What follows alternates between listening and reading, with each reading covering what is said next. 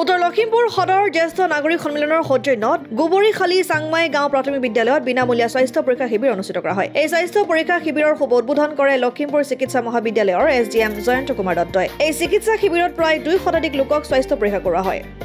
জিলা স্বাস্থ্য আৰু পৰিয়াল কল্যাণ বিভাগৰ তৰফৰ পৰা উত্তৰ লখিমপুৰ সদৰ জ্যেষ্ঠ নাগৰিক সন্মিলনৰ তত্বাৱধানত আমি আমাৰ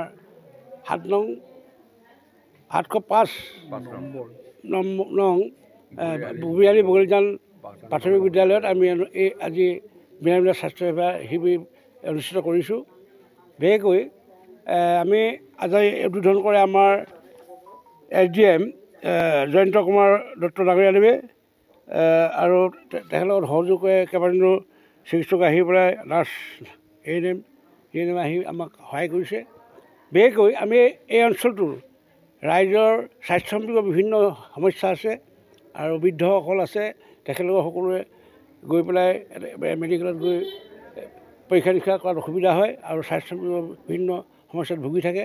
সেয়ে আমি ক্ষতিকাৰভাৱে তেওঁলোকক স্থানীয়ভাৱে সহায় কৰিবৰ কাৰণে এই অনুষ্ঠানটো অনুষ্ঠিত কৰিছোঁ আৰু বিশেষভাৱে আজি সহযোগিতা পাইছোঁ। আমাৰ এই অনুষ্ঠানটোলৈ সকলো বুঢ়া বয়সস্থ তথা আমাৰ স্থানীয় নাগৰিক আহি পেলাই ইয়াত সমবেত হৈছেহি। ইতিমধ্যে আমাৰ ডক্টৰ পৰীক্ষা চলি আছে, স্বাস্থ্য পৰীক্ষা চলি আছে। আমি কৃতজ্ঞতা সকলোকে কৃতজ্ঞতা জনাইছোঁ। লখিমপুৰৰ পৰা ৰাহানুদ্দিন আহমেদৰ ৰিপৰ্ট, অসম আদিত্য।